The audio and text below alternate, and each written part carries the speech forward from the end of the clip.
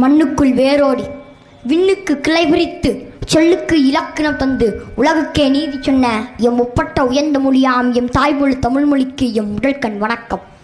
பூனைகளையும் புலியாக மாற்றும் தாரக மந்திரம் பிரபாகரன் என்னும் ஒற்றைச் சொல் அவர் இருக்கும் திசை நோக்கியும், தமிழனுக்கு தோள் கொடுத்து திராவிட கட்சிகளுக்கு யமனாக மாறி மரண சங்கு ஊதும் என் பெரியப்பா சீமான் இருக்கும் திசை நோக்கியும், இந்த குட்டிப்புலி பிரபாகரனுக்கு பாய கடுத்து கொடுத்த சேலத்து புலிகளுக்கும் எனது வணக்கம்.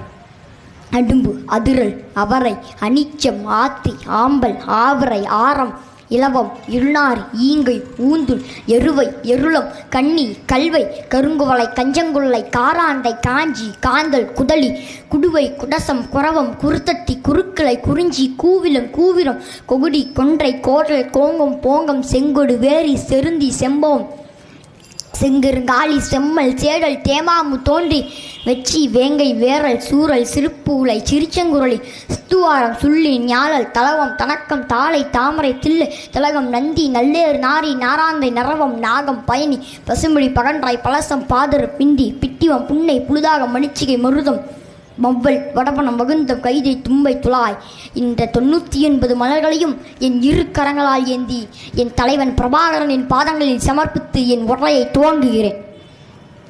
என ஈன்ற தந்தைக்கும் தாய்க்கும் மக்கள் தன்னையளவு நலமேனும் பயிர்க்குமெனில் நான் செத்தொழியும் நாள் எனக்கு திருநாளாகட்டும்.